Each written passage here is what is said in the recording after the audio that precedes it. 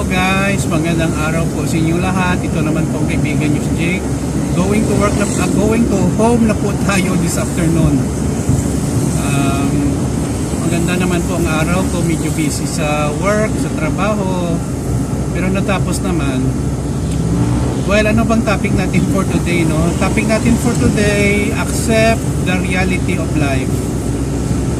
Marami sa ating parang ayaw natin tanggapin ang nangyayari sa ating buhay. Mga realidad, no? Pero guys, no, may mga bagay talaga na we have to be realistic. Whether we like it, the outcome or not, we have to accept. Halimbawa, namatayan po tayo ng mahal sa buhay. Siyempre malungkot tayo, pero we have to think that we are still alive, no? Kailangan natin tanggapin. At saka do you think sa kabilang buhay they will be happy kung makita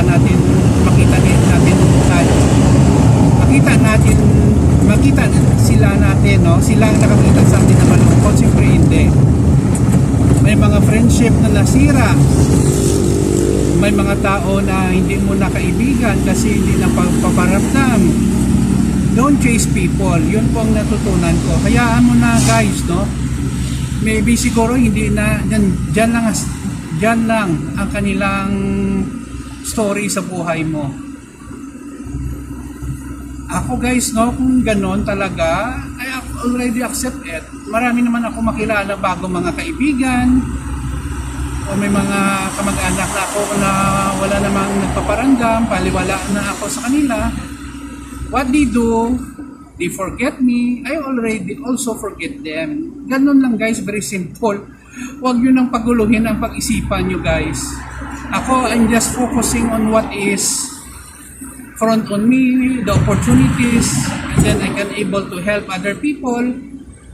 Tulungan ko muna pamilya ko, and then the community, and praising God. Yun lang po ang sa mind ko. Kasi yun pong reality, no?